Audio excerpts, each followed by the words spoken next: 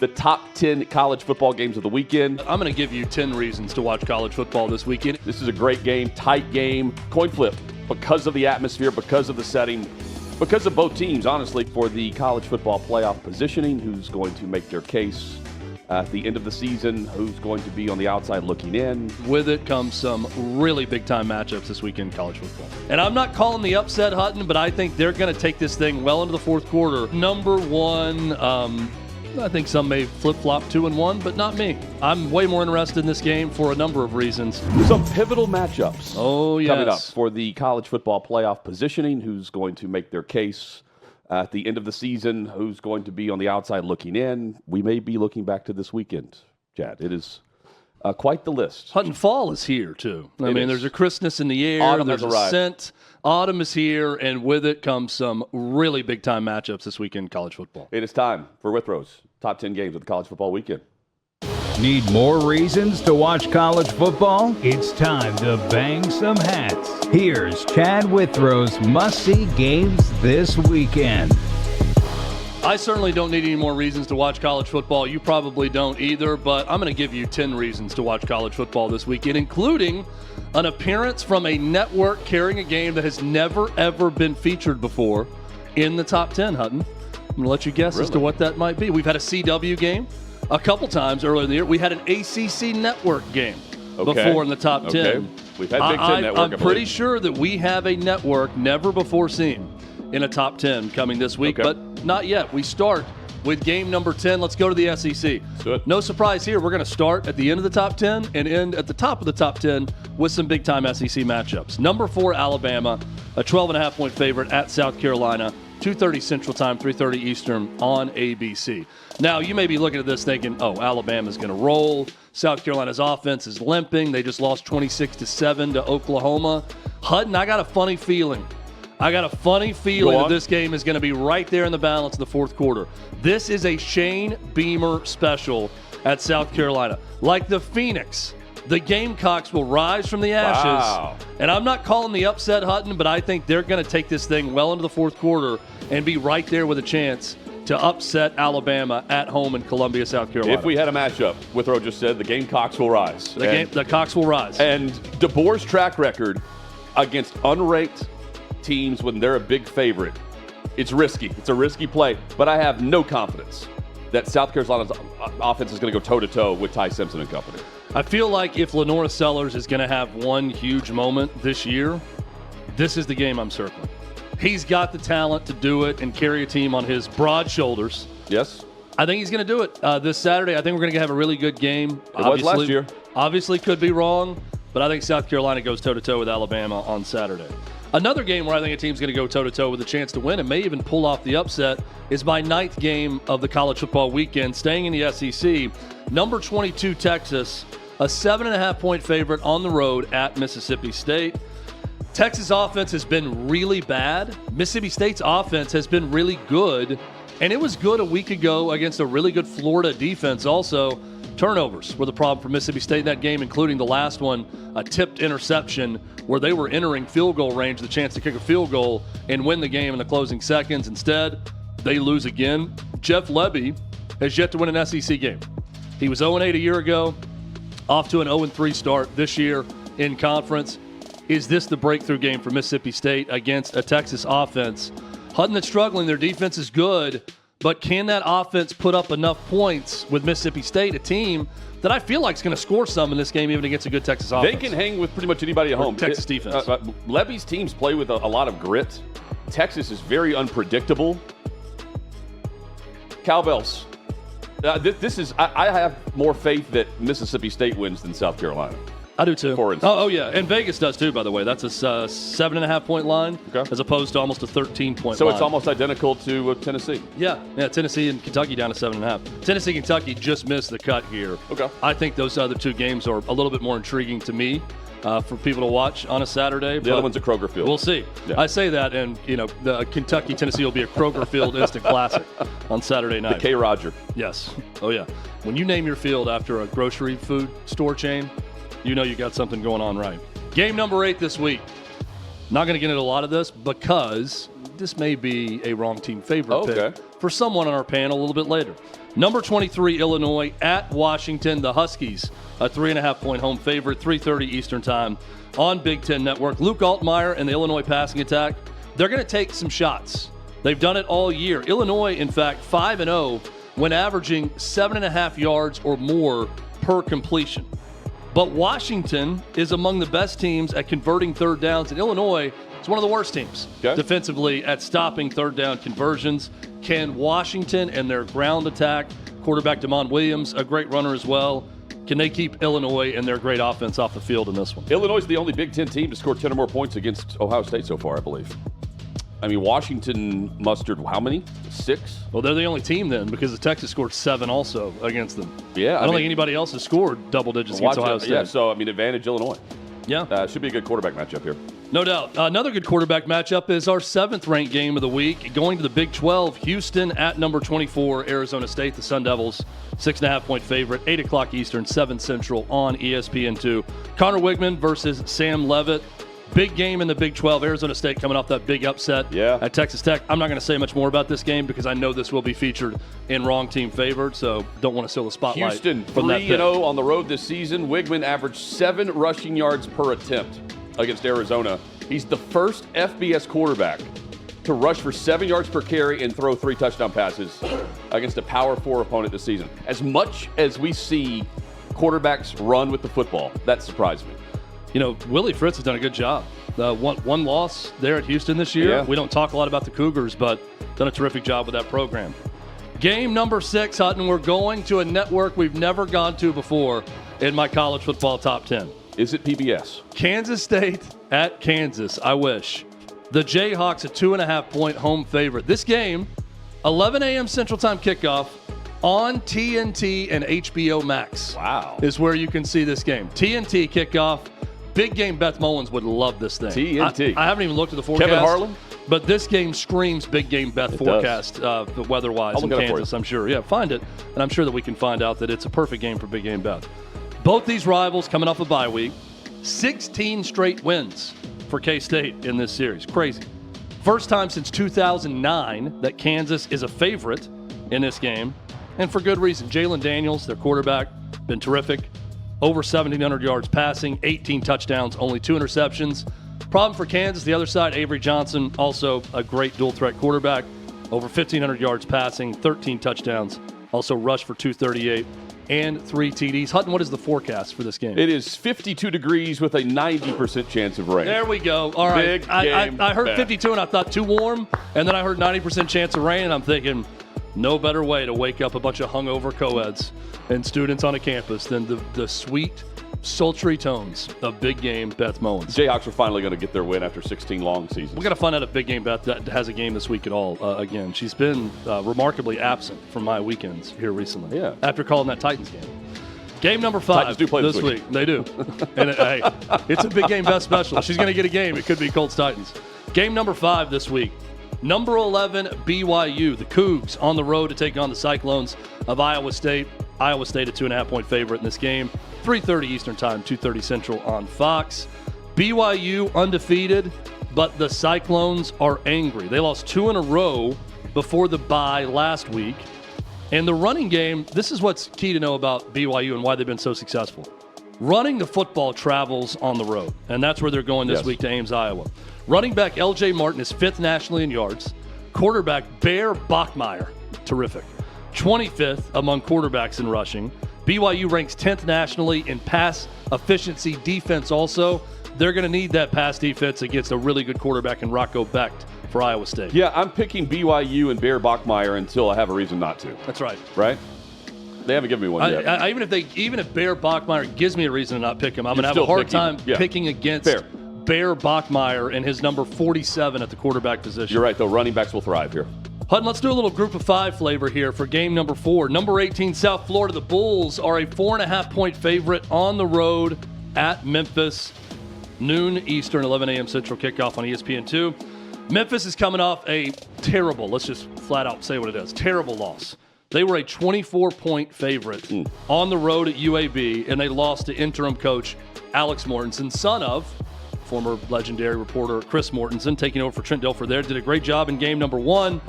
Here's the problem for Memphis in this game. Their quarterback, Brendan Lewis, questionable, probably doubtful and out for this game. Freshman A.J. Hill and Arrington Maiden will both play in this game. Arrington Maiden? Arrington Maiden.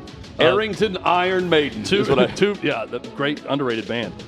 Two freshman quarterbacks, Hutton, are going to split some time in this game. Huge mistake. No issues for South Florida and Byron Brown. He's healthy. 256 yards in the air, 3 touchdowns, 111 on the ground, and a touchdown last week against Florida Atlantic, one of the best dual-threat quarterbacks in the country. I know, and it's hard not to look ahead whenever you're playing UAB in the spot they were in. That's exactly what Memphis did last week. Yeah. They looked ahead to this game, and now they don't have their quarterback. It's going to be a good atmosphere at the Liberty Bowl. This game is going to be close, even with everything that happened last week. I think now the quarterback situation could hamper Memphis, obviously, but I think it's going to be a close football game. Game number 3, ESPN College Game Day is in town about a mile and a half from where we are right now at 6th and Peabody with Old Smoky Moonshine and Yeehaw Beer. They're going to be on West End on the campus of Vanderbilt University. Our buddy Nate Bargatze, the celebrity guest picker, really the only choice to me that they could have had was Nate Bargatze, the obvious choice. Missouri at number 10 Vanderbilt. The Doors, a 2.5-point favorite. College Game Day's there. This game is not the ABC game. It's a 3:30 Eastern kick on ESPN. So not one of the 3 featured games on ABC on Saturday for ESPN Disney. I thought that was kind of odd to see this game was on ESPN and not ABC. Anyway, Mizzou has not lost in this matchup since 2019. 3 of the last 5 wins are by 2+ scores. Missouri's had their way with Vanderbilt. Last year got really close. Double overtime win for the Tigers up in Columbia, Missouri. This is not your daddy or your granddaddy. This is your great-grandfather's Vanderbilt team. Why do I say great-grandfather? Because the last time Vandy was a top 10 team was 1947. And that's what they're going to play in this game as, a top 10 team. Vandy, something's got to give in this one. 2nd in football in 3rd down conversions offensively. Missouri is 7th in America in 3rd down defense, giving up 27.5% of 3rd down conversions. That's it. Missouri, though, they played 1 road game, and it was a struggle. They went in overtime a week ago against Auburn. They've been back home in Columbia, Missouri for every other game this year. Hutton, this is a big-time challenge for that Missouri Tigers team. No doubt. And, Drinkwitz wants attention. You say no one's going to talk to us. No one's going to go to Game Day's not coming because they want Missouri on the They don't team. want to talk to us. Yeah. They just want to talk to Diego Pavia and Vandy, and woe is me. This is going to be a great game. You got a chance to flip the narrative if you go on the road and beat Vandy. Yep. Spoiler alert, they're not. I think Vandy I don't think they roll in this game, but I think they win about like they did against LSU the week before. They're going to win by a touchdown, but it's going to feel worse than that in the game. Game number 2 this week. Let's stay in the SEC. Number 8, Ole Miss Rebels and Lane Kiffin. They're going on the road to Norman, Oklahoma to take on the Sooners. 13th ranked Oklahoma, 6.5-point favorite in the game. Noon Eastern, 11 a.m. on ABC. 4 out of Oklahoma's 7 opponents have scored 7 or fewer points. This Brent Venables defense is legit. One of those teams was South Carolina a week ago, only managed 7 points at home. The Rebels, on the flip side, averaged 37 points per game. But Ole Miss's defense has to be better. Has to be better. Georgia scored on every possession. They did not get one stop in that game. Every possession they had the football, Georgia scored in that game other than taking a knee on the final possession of the game. Ole Miss is going to have to get some stops in this one, and they're going to have to score some points against a really good Oklahoma defense. Rebels, 37 points per game. Trinidad Chambliss. More on this coming up. Game number 1. I think some may flip-flop 2-1, but not me. I'm way more interested in this game for a number of reasons. Number 3, Texas A&M. On the road at LSU, 20th-ranked Tigers. A&M, a 2.5-point favorite. This game at 7:30 Eastern, 6:30 Central on ABC. This is elite versus elite with the Aggie wide receivers versus the LSU secondary. Mario Craver, Casey Concepcion versus A.J. Hawley, and a great secondary for LSU. That's the one part of LSU's team that has been fantastic this year. The offense has not been good. A&M offense, really good. Marcel Reed, he's in the Heisman discussion right now. He's top 5 in odds to win a Heisman trophy. He could really bolster his Heisman position this week with a win on the road at night against LSU. Hutton, LSU's offensive line, they've been an issue all year, very inconsistent, and now their starting left tackle, Tyree Adams, is out multiple games. Tough spot for LSU, but as Brian Kelly is quick to point out, That home night record since he's been there at LSU, Hutton, has been really good. Can they get another big win? Yeah, and I was thinking about that. Like there's something about Brian Kelly pointing this out that I think backfires. Here. Texas A&M, LSU, it's in the trenches, and I think the LSU offensive line is the weak spot here where A&M takes advantage. This is a great game, tight game, coin flip because of the atmosphere, because of the setting, because of both teams, honestly. But I think Marcel Reed, he will rise to the occasion. And it also feels like, A&M, you're going to feel real good about them at least getting into the playoff if they win this game on the road. At undefeated at this point in the season, like it's going to take – now, granted, they lost their last 4 of the season a year ago. They did. But it's going to take a real fall from grace for them not to reach the playoff at that point if you're A&M. Chad, excellent list. What's your top 10? I looked through college football and the NFL. I do not see Beth Mowins listed. That's unfortunate. On any game right now. Now, could I overlook that? Absolutely. But based on the game announcers, it was a long list. I didn't see Beth's name. So, Hutton, sad. Again, yeah. Please bring There's Beth, plenty of options bring Beth here. Let's home. go. Big Ten Network always has an 11 a.m. game that's tailor-made for big game Beth Mowins, so get her back.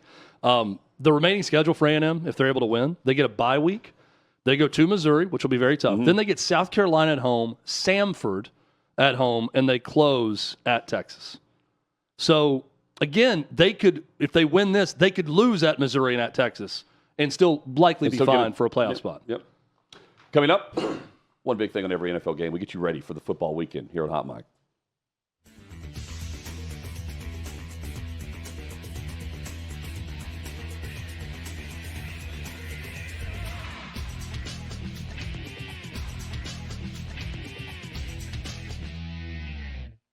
Football's finally back. So's the hard-hitting gridiron action on Prize Picks. Download Prize Picks and use code OutKick and get $50 instantly in lineups when you play $5.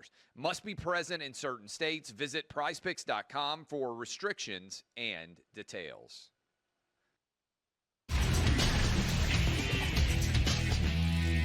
Sixth and Peabody, our location with the hot beer and Old Smoky Moonshine's Hot Mic Hutton Withrow here at OutKick.com.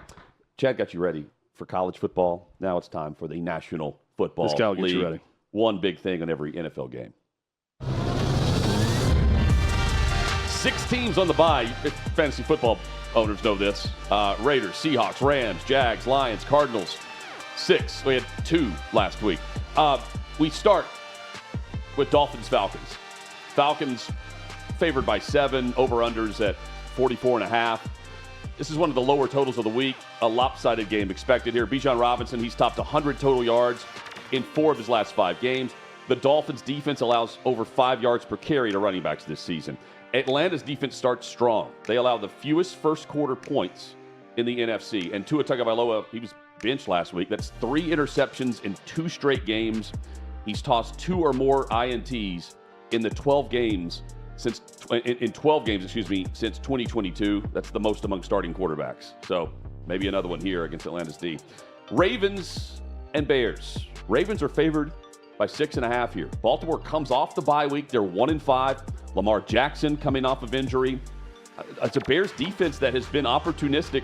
18 takeaways, and they've got they've allowed 10 touchdowns all season. And the defense has carried over since last season with 18 total takeaways. Chicago, they've won 4 straight. They've scored 107 points in the last month. They've turned the ball over twice. Baltimore has been outscored by a combined 75 points this season. But Jackson was moving the football. With Lamar Jackson on the field, 28% of Baltimore's plays have gained 10 or more yards. That's the highest rate in the NFL. With him on the sideline, that percentage dropped by nearly 50%. So can he get things going, Chad? Do you believe? I believe this game feels huge to me on both sides of it. The Bears can cement themselves as the real deal, a team that's going to hang around and be in the playoff mix all year. And I think you can bury the Ravens. I mean, they're not coming back from 1-6 if you can put them away in this game. You lose this. I mean, it's the seesaw, right? Yes. If the Ravens are able to win and Lamar Jackson's able to give them something, even not at 100%, and they win this game at home, it kind of casts all this doubt on Caleb Williams and the Bears' turnaround. And it also gives the Ravens some life. And Henry, let's see Henry get going. A chance to bury the Ravens is what's crazy here for the Bears. Yep. Before Halloween. Yeah. Panthers and Bills. Bills favored by 7. The Bills' offense among the NFL's elite. Josh Allen leading in passer rating. They score a league-high amount of first-half points. Dalton Kincaid should return from injury on Sunday. He's already set his career high in touchdowns, and he should have a productive Sunday. The Panthers allow a league-high 9.5 yards per target to tight ends. The Panthers have been outscored by 90 points. That's the worst differential in the NFC. Bryce Young, he's thrown for under 200 yards in most of these games. You've got Jets and Bengals. Chad, why watch this game? Jets and Bengals. The Jets have no rhythm on offense. They are the only team in the league averaging more yards per rushing play than passing play. Let me repeat that. They average more yards when running the football than they do throwing the football. The Jets are last in the league in points off turnover margin. The Bengals are 31st in the league in the same category, though they haven't allowed points off of a turnover in 2 games. And the Bengals are letting Flacco rip it. 92 attempts in the 2 games he started. I mean, in that video of Flacco explaining how he always felt sad for the lone guy at the bar, but now he realizes that guy's in heaven. Yeah. As he sits at a bar and eats by himself with his family away from him in Cincinnati. Really funny stuff. I love Joe Flacco. Not a lot to like love about the Jets right now. No. Texans and 49ers in Houston. Texans favored by 1.5. Christian McCaffrey turned 31 touches into 201 yards and 2 touchdowns last Sunday, and he's now 3rd in the league in receptions. He has 53 catches on the season. Dwan Jennings, he still favors those injuries, but the Niners favor him on 3rd down. He sees 40% of all 3rd down targets this season so far for their offense. Last week marked the first time in George Kittle's career that he did not have at least 1 catch in a game that he's appeared in. Patriots and Browns. Patriots come off the win in Tennessee. They're back home to host Cleveland. They're favored by 7, over-under at 40.5. Browns are coming off a big win, but they rank bottom 10 in total offense. The Browns have punted on a league-high 50% of their possessions. Cleveland's defense, stout against the run. 3.5 yards per carry is all that they allow. They're vulnerable, though, in the red zone. The Patriots, they've won 4 of their last 5. Drake May is improving on the week. Their defense ranks top 3 in passing yards allowed. New England has faced a relatively easy schedule in terms of pass rush. That is not the case here.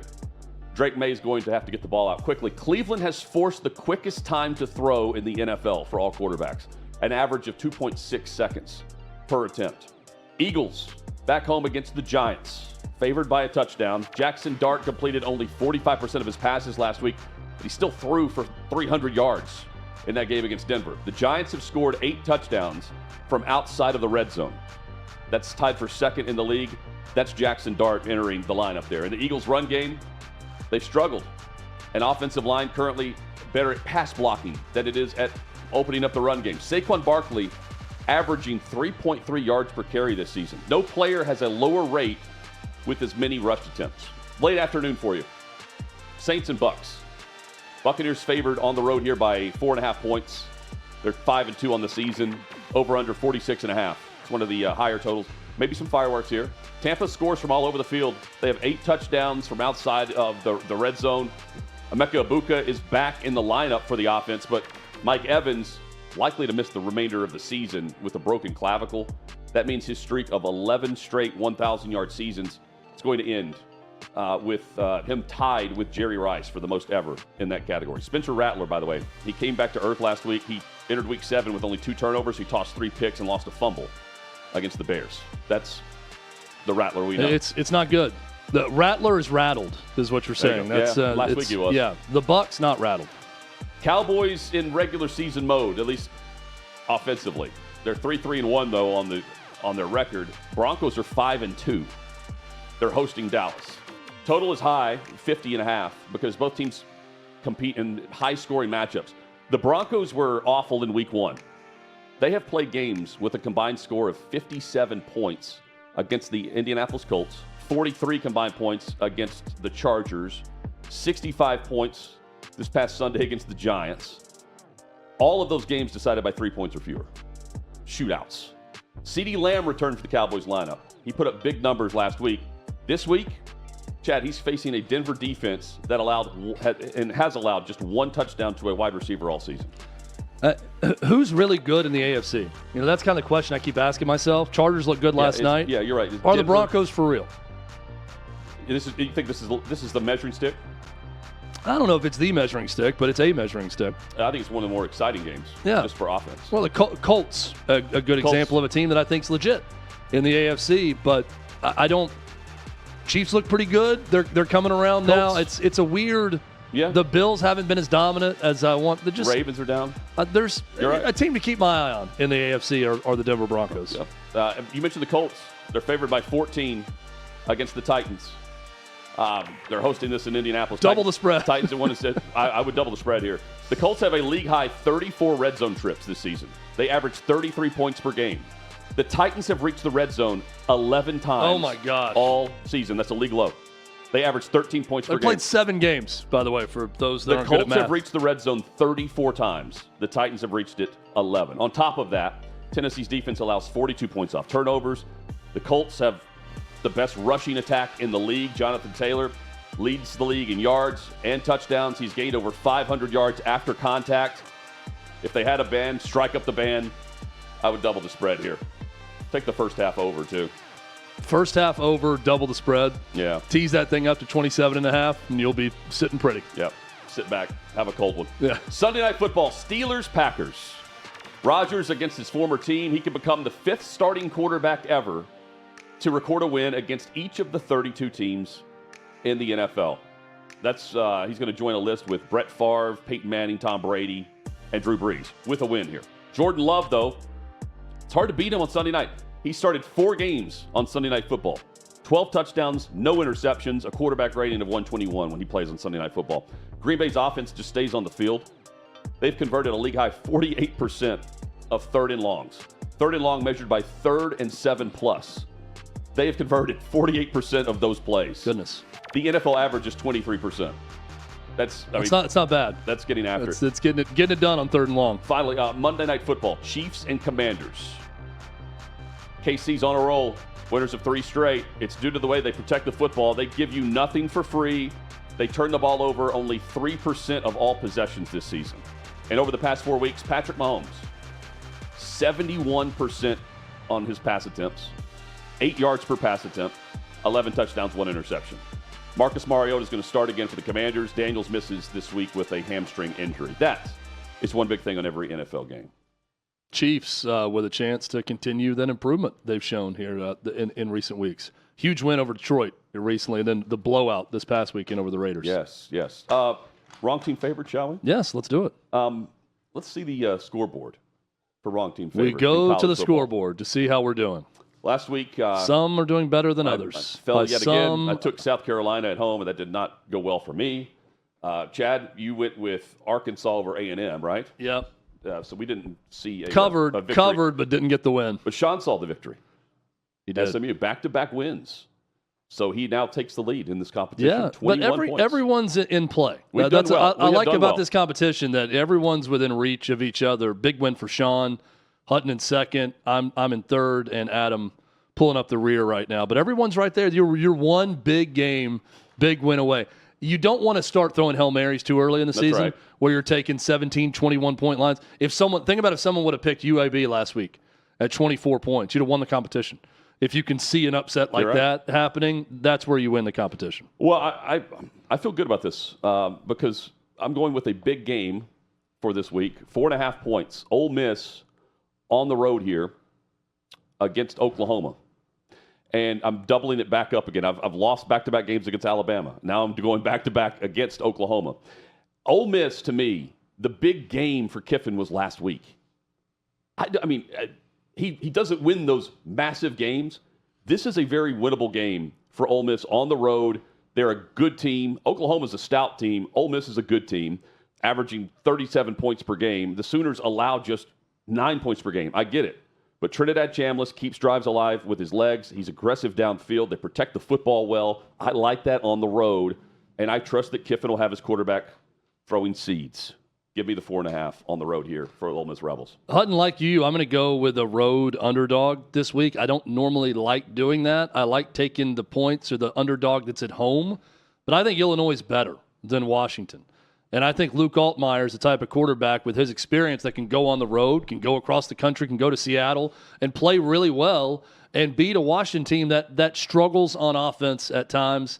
Give me Illinois to get a big win on the road and get the equal 4.5 points you're looking for with Ole Miss over Washington this week. Guys, right now for my wrong team favorite, I've got Houston getting the upset win over Arizona State. They're coming off an emotional win over Texas Tech. With a minute left in that game, they had a 15% chance of winning, and they managed to pull it out. But, guys, I've got to appeal to the panel here, and I understand that this is not normal, but Chad has sold me on Texas winning this game this weekend.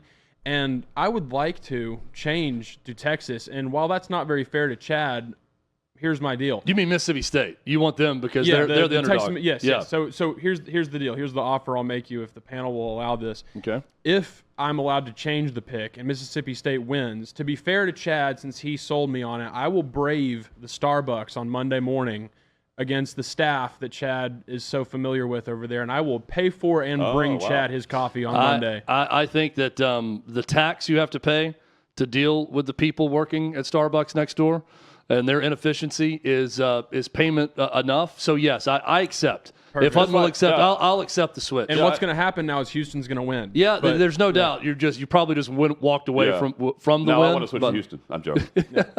No, I'll allow it. So the Houston pick is free, and then so you're taking Mississippi State. So you're going Mississippi State at yeah. home. That is 7.5. Yeah. 7.5 over Texas. Which is the same spread you had. And I thought 7.5 was disrespectful to Houston just because they're 5-1. Their strength of schedule isn't great, but 5-1 is just 5-1 is 5-1. So 7.5 seems disrespectful. So that's kind of why I looked at that. I was a little distracted by the Texas pinstripes when I was looking at that game, but I think Mississippi State gets it done. Sean is leading the competition now with 21 points. Congrats on the victory last week. And Sean, were you going? Where are you headed this week? No, Sean. Oh, no, Sean. He's going BYU. The Cougs. Baerbockmeyer. 2.5. You can't go wrong picking Baerbockmeyer and BYU.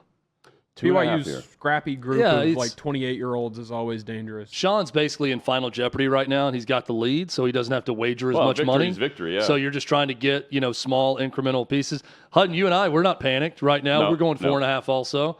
I think numerically we've all made sound picks here from a point spread perspective.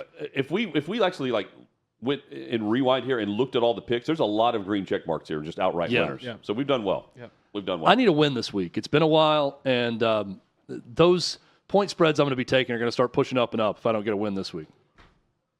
This episode of Hot Mic, presented by Prize Picks. You and I make decisions every day, but on Prize Picks, being right can get you paid. Don't miss any of the excitement this season on Prize Picks, where it's good to be right. Prize Picks, simple to play. Just pick more or less on 2 to 6 player stat projections. And if you get your picks right, you could cash in. Prize Picks, they have the flex play. They invented this, which means you can still cash out if your lineup isn't perfect. You can double your money even if one of your picks doesn't hit. Prize Picks, also the best way to get action on sports in more than 40 states, including California, Texas, and Georgia. Make your picks in less than 60 seconds. Turn your, you turn your takes, your selections. You can turn that into cash all season long on Prize Picks. Download the Prize Picks app today. Use the code HOTMIC, HOTMIC. $50 in lineups after you play your first $5 lineup. That's code HOTMIC to get $50 in lineups after you play your first $5 lineup. Prize Picks, it's good to be right. John McClain joins us next. You're on Hot Mic.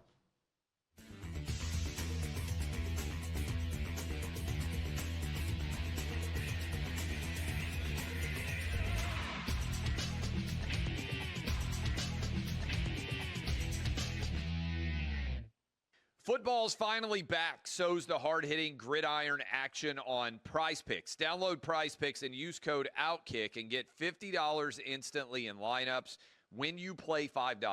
Must be present in certain states. Visit prizepicks.com for restrictions and details.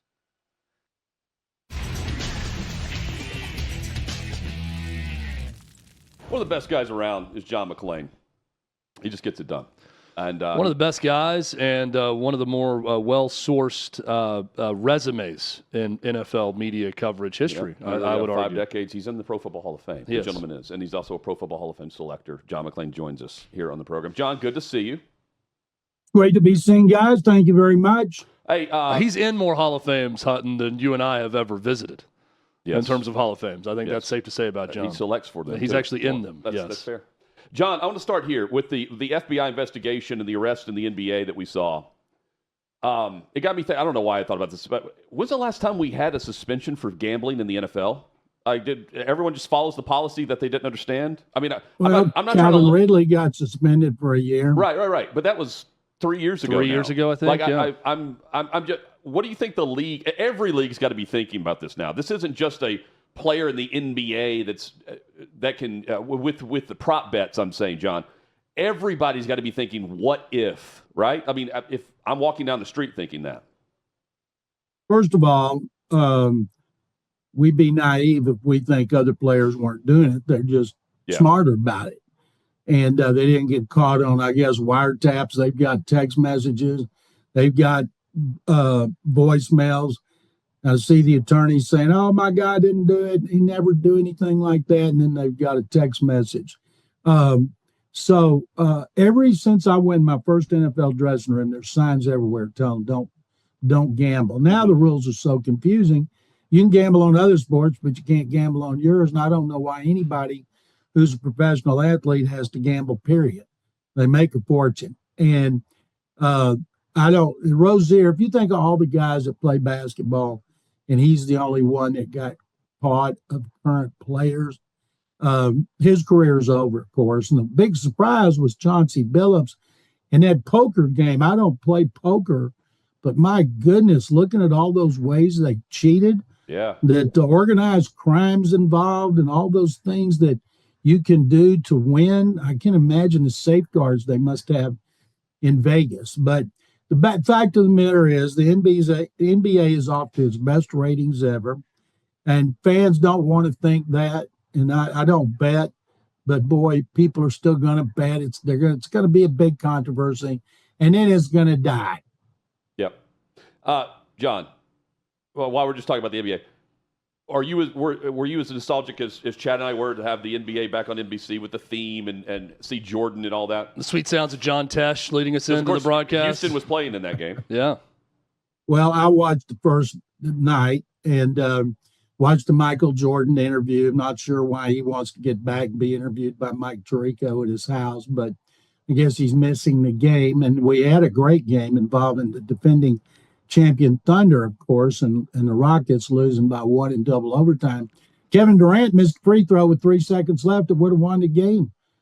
Now are people going, whoa, what about that free throw? People have always, when they lose, well, that referee is, he's got money somewhere, and people always think, and then they keep coming back and doing it more. And I think the NBC televising the NFL twice a week NBA is a big boon to the NBA. And it needs it because it's still sucking on high and what with the NFL. No doubt. Jordan is such an interesting character. I mean, you could take classes on Michael Jordan and just how he operates. But I think about this with Nick Saban on College Game Day. It's great to tune in on ESPN and get the thoughts of the greatest coach ever, every Saturday on all the current events. And then I look at Jordan, John, with what NBC's doing with him, and the gravitas that Jordan has and the reputation he has. He can dictate to NBC, you're going to come to my house, interview me for probably 2 hours in my living room, in the comfort of my own home, and then you can segment that out in 5-minute bits throughout the course of the season. He's not going to be there on set regularly with the crew. He's going to do exactly what he wants. He's getting paid a fortune to do it, but I can't stop watching it. Whatever he has to think about load management, about certain players, coaches, teams, whatever, John, I'm going to be tuning in for that every week, but it's really a testament to his power that he's even able and allowed to do that.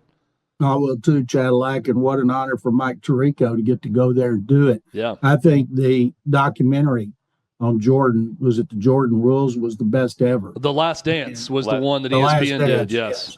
And I thought it was fantastic, and I've watched it 2 or 3 times, and I want to just continue to be opinionated.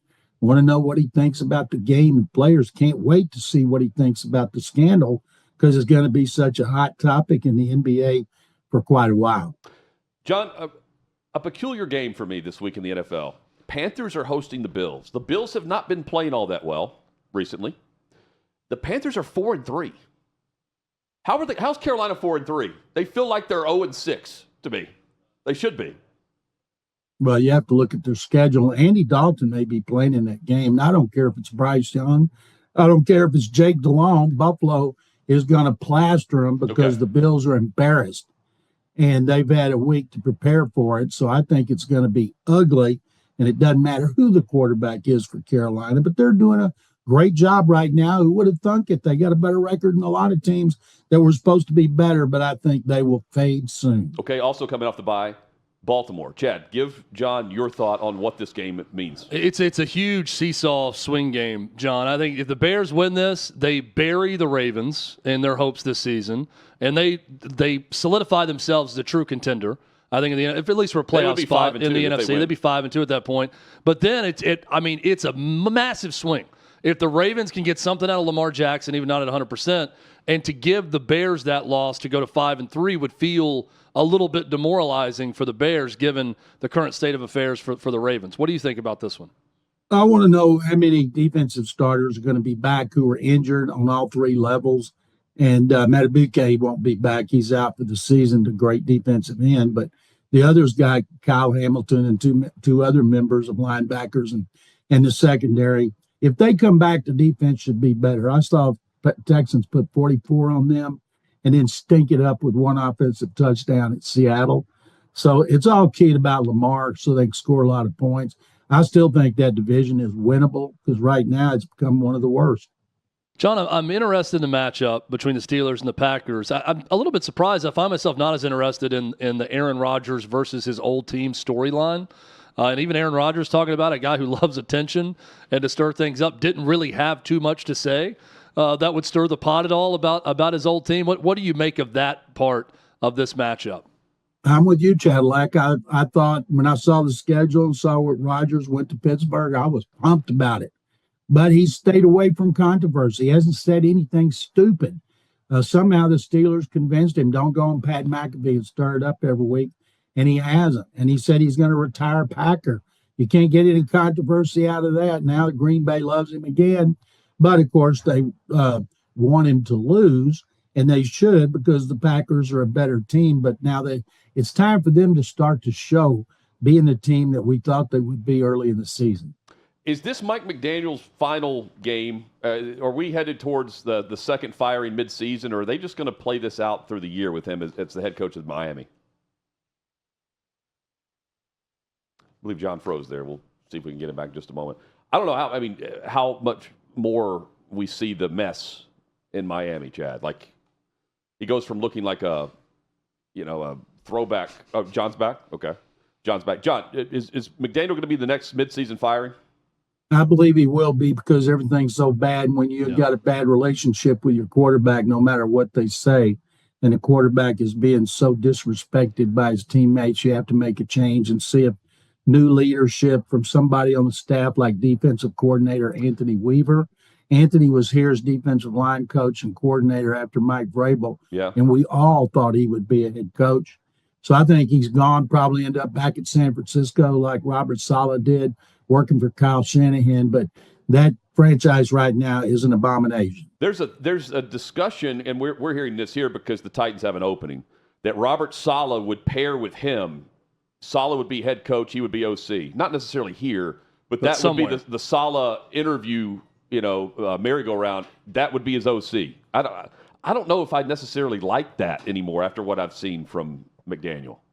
Considering Saleh had a losing record with the Jets, and I don't think you hold it against him, but he did. Is he a good sell where everybody's going to get fired up? I agree with you. So. I think he's a great coordinator, but not a great coach, a head coach. And Mike McDaniel, right now is not a good time to hire Mike McDaniel for anything. He needs to go back to the 49ers and repair his reputation. Yeah, that was going to be my follow-up, John, is the idea of Mike McDaniel even stepping right back into an OC job, somewhere else. Like, he looks so bad on the way out, looks disheveled at all times that Is this take a year off and go study some other systems or get away from it for a time? Or do you think that he jumps right back into it?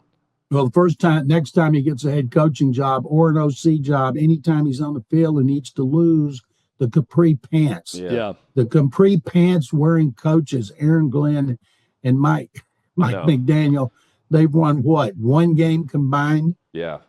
John, I can't imagine you in capris. I did see you in Uggs once, though. I've seen him in Uggs more than once. Oh, that's fair. He's a That's huge fair. fan of Uggs, Hey, John McClain.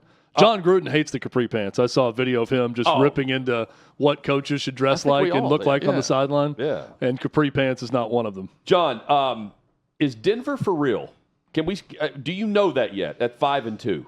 Yes, we know the Broncos are for real. Bo Nix is playing great again, had 4 touchdowns in the fourth quarter over the Giants. And even though the Giants are not a good team, it was still a miraculous ending engineered by Bo Nix. Their defense is great. I'll see them in 2 weeks. Texans get the 49ers Sunday. Then they get the Broncos the week after that. So I think Denver's for real. They got a great head coach, and Nix is playing his tail off. What do you make of the Texans matchup? They've got the 49ers at home. Somehow San Francisco's making this work. They don't have a pass rush anymore. Christian McCaffrey's making it work, I should say. But, I mean, so is Mac Jones. I mean, this is another strong coaching performance. Texans have a really good defense. Their offense is terrible. We bought into it after scoring 70 points in 2 games against the Titans and the Ravens, and then they went out and stunk it up big time at Seattle. Their offensive line is terrible again. I think that Fred Warner and Nick Bosa on one leg could come out in wheelchairs and beat these offensive linemen. I think the Texans' games will be low-scoring, boring, and a lot of field goals. And their defense, which scored a touchdown, same number as the offense at Seattle, will have to bail them out. You can't do it against good teams. I don't know how the Texans are favored in Vegas in this game. I don't care who the 49ers have out. I saw this too. Their favorite. Well, it's like 1.5, right? It's basically a pickle. But you're right. It's Texans are favored at home. Finally, Colts, Titans. Chad and I say double the spread. It's a 14-point spread. This is going to get ugly. And you know, Jeffrey Simmons isn't going to play.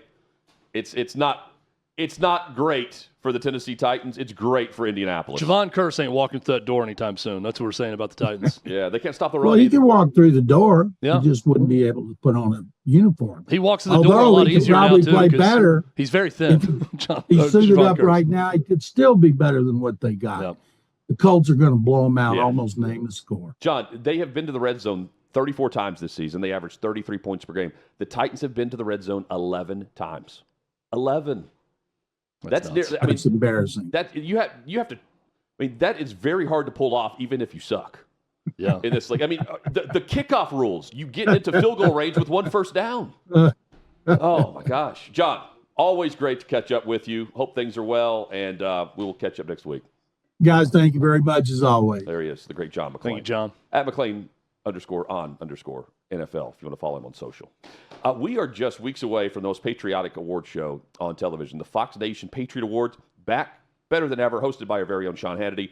And there are still tickets left to join us live Thursday, November 6th, 8 p.m. Eastern at the Tillis Center in New York. All you got to do, you go to foxnation.com/Patriot Awards, and once you select your ticket, you can have the option to add on tickets to all the fan experiences, live show tapings for Fox and Friends and the Five, cocktail parties, and so much more. We had a record-setting show last year, and this year it's going to be even better. Surprise guests, amazing new awards, and even a special honor for the life and legacy of our friend Charlie Kirk. Not going to want to miss it. Get your tickets now at foxnation.com/Patriot Awards, and we hope to see you there. Chad, let's have a winning weekend, shall we? Let's do it. Time to win. Enjoy college football. Time to bang some hats and time to win. Enjoy the NFL. We're back at it on Monday to recap it all with you, 11 a.m. Eastern. Hot Mike Hunter Withrow right here at OutKick.com.